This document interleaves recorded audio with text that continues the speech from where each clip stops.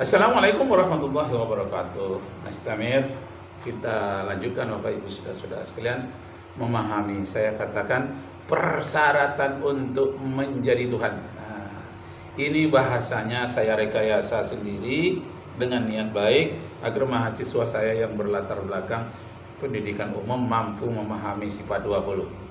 Jadi saya katakan kenalah bahwa ahli-ahli filsafat dahulu telah merenungkan adanya Mr. X, sesuatu yang di luar alam semesta ini yang sangat perkasa, tapi tidak tahu namanya, tapi tahulah sifat-sifatnya. Apa sifat-sifatnya? Di antaranya absolut, kekuasaan tanpa batas. Mustahillah yang menciptakan alam semesta ini yang sangat dahsyat, yang sangat kuat, mustahillah yang menciptakannya itu mempunyai keterbatasan. Tak mungkin terbatas. Itu namanya absolut, bahwa kekuasaan Allah itu absolut. Kalau kekuasaan dari Presiden Amerika siapa sekarang nih? Tahun 2025. Presiden Amerika yang berkuasa adalah siapa ini ya? Lupa pula namanya. Nah, jadi Presiden Amerika yang berkuasa itu dia hanya berkuasa 4 tahun atau 5 tahun. Sebelumnya dia tidak berkuasa, setelahnya tidak berkuasa. Tapi Allah Subhanahu wa taala berkuasa selama-lamanya di mana saja. Presiden Amerika dia berkuasa hanya di Amerika, tidak berkuasa di tempat lain. Kalau dia berkuasa di tempat lain di Timur Tengah umpamanya, itu dia memaksa-maksakan kekuasaannya. Tapi yang sebetulnya kekuasaannya itu hanya di Amerika. Nah, terbatas kekuasaannya, waktunya dia berkuasa terbatas, kemudian daerah dia berkuasa terbatas, kemampuan dia berkuasa terbatas. Sedangkan Allah Subhanahu wa taala karena dia bukan alam, Allah Subhanahu wa taala itu adalah pencipta alam semesta ini, maka dia berkuasa terhadap apapun, dimanapun, kapanpun, yang sifatnya absolut, mutlak. Nah, kita setarakanlah itu di dalam bahasa Arab itu disebut dengan qudrat, bahwa Allah itu absolut, betul-betul qudrat, betul-betul kuasa.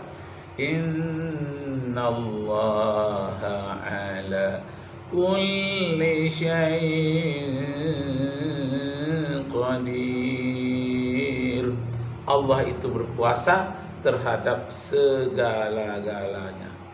Jadi apakah Allah itu berkuasa itu dari aras sana? Kalau Allah itu tinggal di aras berarti dia terbatas, nggak berkuasa dia. Kalaupun berkuasa terbatas. Kenapa? Karena aras itu tempat.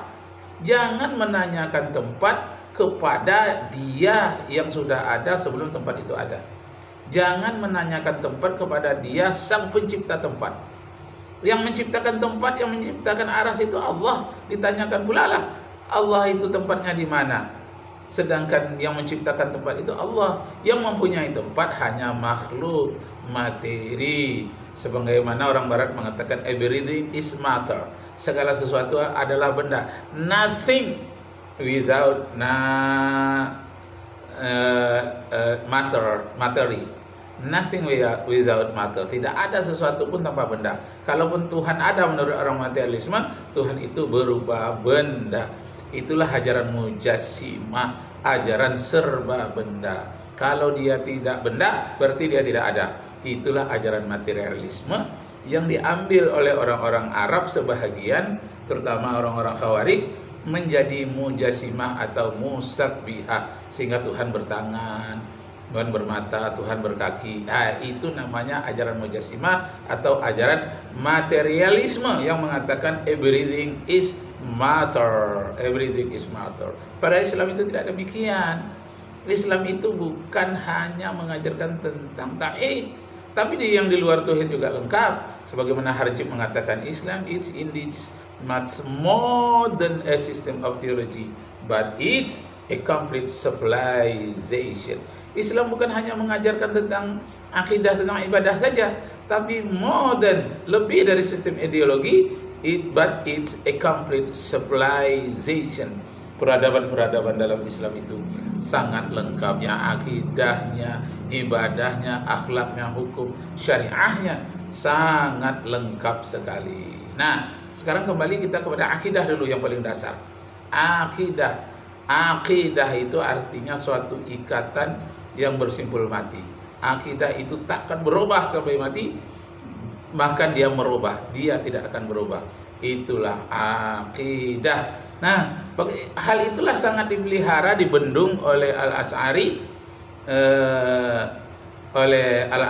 ini Abu Hasan Al-Asy'ari, supaya jangan terpengaruhi oleh ajaran ateis, ajaran misionaris, ajaran Yahudi, dan ajaran-ajaran lain. Dibentenglah dengan 20 benteng, sudah cukup. Tapi kalau saya dengan 6 benteng saya sudah cukup untuk mahasiswa saya. Masya Allah. Nah, kita dengarkan lagi nih bagaimana nasihat Ustadz Faiz kepada Ustadz Salman Ali yang cenderung kepada Mujassimah. Bagaimana kita dengarkan? Baik, soalan seterusnya, adakah mana Asy'ariyah benar atau sesat? Benar atau sesat? Asy'ariyah adalah sebahagian daripada Ahlussunnah wal Jamaah. Benar atau sesat? Soalan lain. Ada bab yang bersamaan dengan salaf. Benar atau sesat? Ada bab, ada wa ma ba'dal haqqi illa dhalah. Benar atau sesat? Benar. Alhamdulillah, sesat. Nah, kemudian soalan yang seterusnya, bagi kalau benar, nah ternyata benar ya. Ajaran Al-Asy'ari itu benar. Beliau telah berdebat selama 40 tahun. Dia mengikuti ayah tirinya, belajar, tapi beliau belum mendebatnya, hanya mempelajarinya. Setelah dia berumur 40 tahun, akhirnya beliau mendebatnya, di mana kekurangannya. Walaupun ada sisi-sisi baik dari Mu'tazilah, beliau dapat menangkapnya dan dapat memahaminya, dapat memolesnya dan menyempurnakannya di mana kekurangannya. Tapi mana yang salah itu dibuang, sehingga tidak berkutiklah Mu'tazilah pada hari ini. Yang Mu'tazilah mereka yang meniadakan sifat-sifat Allah. Masya Allah. Nah, baik Bapak Ibu saudara-saudara sekalian, saya mengajarkan sifat 20 ini dengan judul kepada mahasiswa saya, persyaratan untuk menjadi Tuhan. Nah, di antara persyaratan menjadi Tuhan itu harus Tuhan itu distinct. Distinct itu artinya berbeda dengan apapun.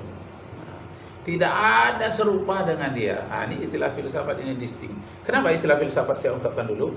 Karena mahasiswa yang saya ajar itu pada umumnya mereka beragama non-muslim, hanya sebagian. Kalau yang muslim nanti belakangan baru saya bisikkan, saya sebut, sehingga mereka mengerti sendiri. Oh begitu Pak. Cuma istilah-istilah filsafatnya ini yang belum kami dengar selama ini.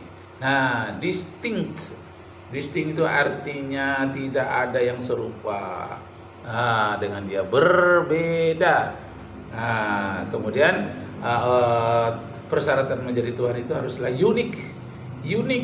Unik artinya satu-satunya, tidak ada yang lain. Masya Allah. Nah, ini dipahami nih oleh mahasiswa. Satu-satunya.